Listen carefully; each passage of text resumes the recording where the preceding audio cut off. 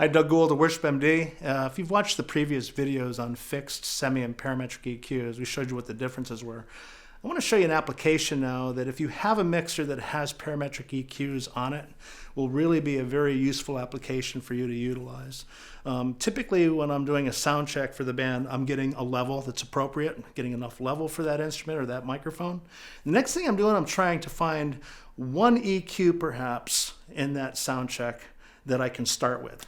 I don't want to dwell on any particular instrument or vocal for a long time. I want the sound check to go quickly, but I'm usually looking for some offending frequency in a particular instrument. For instance, the kick drum. A lot of people will boost the bottom end, boost the attack, but there's one thing that you could actually do that would be more helpful than that. It's subtractive versus additive mixing.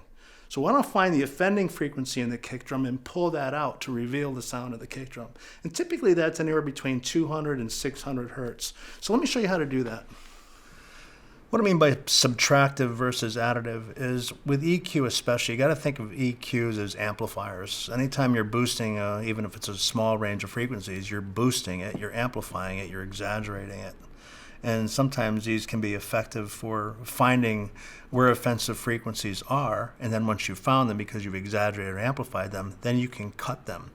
Typically when you cut frequencies out of a sound, certain things will start to stand out better because there's certain frequencies in that that are covering the sound up. A good example of that would be a kick drum, for instance.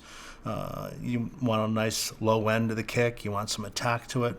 Those usually occur between anywhere from 80 to 150 hertz on the bottom, and then for the attack 3 to 4K.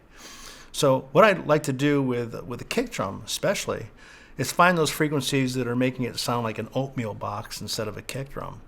So one thing I'll do is I'll go to the low mids, and after doing this for so many years you kind of know where to start, but I'm going to boost the gain up. And if you have any kind of a mixer with a parametric EQ on it, then you're going to boost the gain, as you can see on my screen or on my mixer.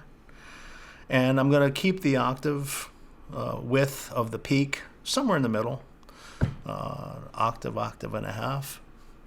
And what I'm going to do then is going to sweep through the frequencies while the kick drum is playing, nice solid quarter notes.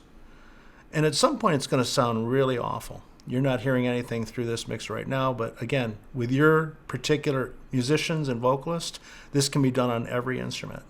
And once you find where that annoying frequency is, you can cut it.